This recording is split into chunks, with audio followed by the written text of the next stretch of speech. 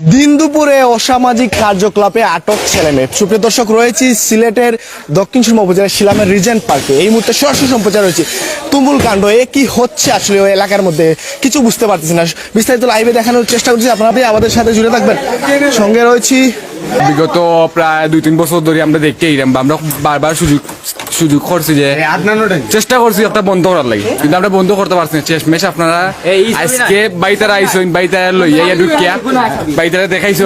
সব থেকে কষ্ট হইলো যে প্রায় আজ থেকে 7-8 মাস আগে 13 বছরের বাচ্চা প্রেগনেন্ট আছে। দেখে মা এখান দেখাটি করছে 13 বছর বাচ্চা প্রেগনেন্ট। প্রথমে আমরা পার্ক আইয়া দেখছি যে বিষয়টা যে ওরা চলে, তারপরে বাইতারা কল দিছি, বাইতারাও আইসইন, আইয়া বাইতারা তো দেখছই না। এই রুমও প্রায় কতজন 8-9টা কাপড় আছে, 9টা হইছে না। তারা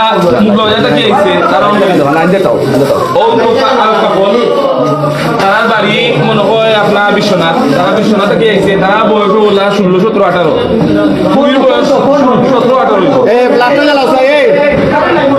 ও একটা কাপল। তারা কারেন্ট বন্ধ হয়ে গেল। ও আর একটা কাপল তারা দেখলা তারে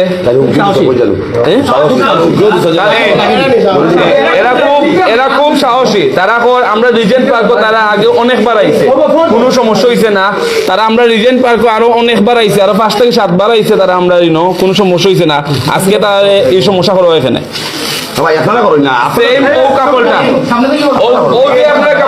তারা বয়স 16, 17 হইব। তারাও আমরা রিজেন্ট পার্ক চাইবার আইছে, ও পার্ক তারা চাইবার আইছে। তারা কোনো সমস্যা সেফলি ইউনিভার্সিটি।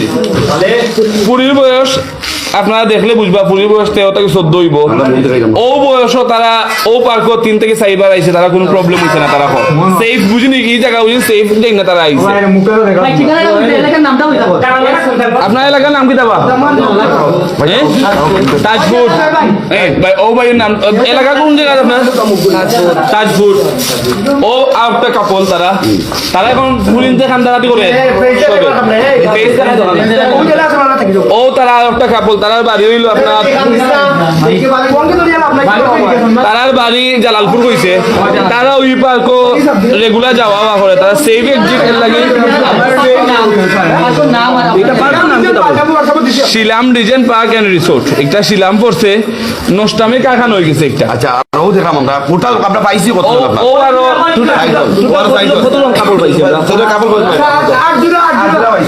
আমরা 8 জোড়া 12টা কাপড় আছিল। 4টা বাক্সে 4টা এক্সট্রা হোসাইডে যে রুম, তারা হোসাইডে যেহেতু দৌড়াতে আইছে, হোসাইডে দুইটা দরজা আছে। তারা সামনের দরজা তো এপিসোড দরজা দেখতে পাইছি।